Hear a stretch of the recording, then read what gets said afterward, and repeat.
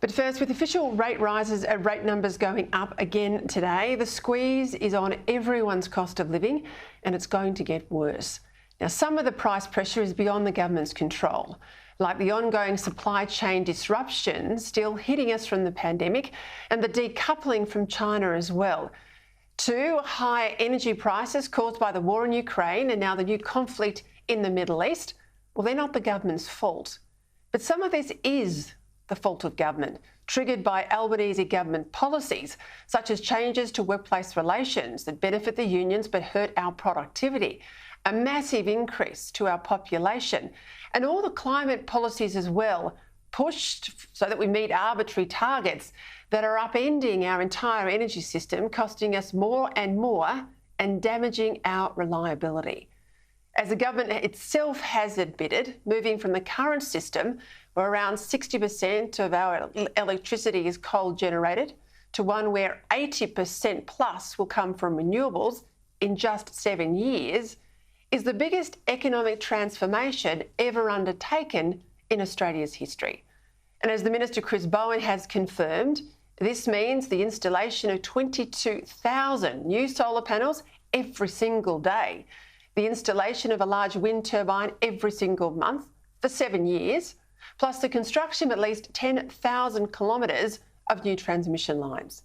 Now, pre-election, the government costed those new transmission lines alone at around $80 billion. But given the massive blowouts in energy infrastructure costs, let alone the delays, well, you could double that amount and you'd still fall short.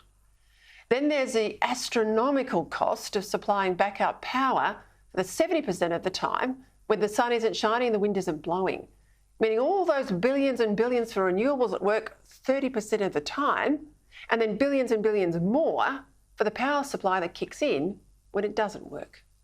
A recent university study headed by former Chief Scientist of Australia, Professor Robin Batterham, puts the cost of our move towards net zero for Australia alone at $1.5 trillion. $1.5 trillion, or almost a whole year's GDP, and that's just by 2030.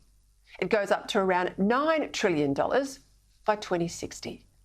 Now, that's simply gargantuan. So inevitably, the pain in people's pockets, this is just the start. Today's Australian newspaper featured polling on people's preferences for cost of living relief. 81% of those polled said, we want to see some fuel subsidies. 56% said, give low-income families a cash payment. Sensibly, 73% of us said, cut our taxes. And 77% of those polled said the government has got to rein in its own spending. And that shows that over 2/3 of us, well, we understand that excessive spending in Canberra is a big driver of inflation. But at 84%, the most popular cost of living relief by far was for the government to subsidise our power bills. Now, I can understand why people are frustrated that bills have skyrocketed 20% or more over the past 12 months. But rather than subsidise people's bills, wouldn't it be far better to drop the policies that are sending them up in the first place?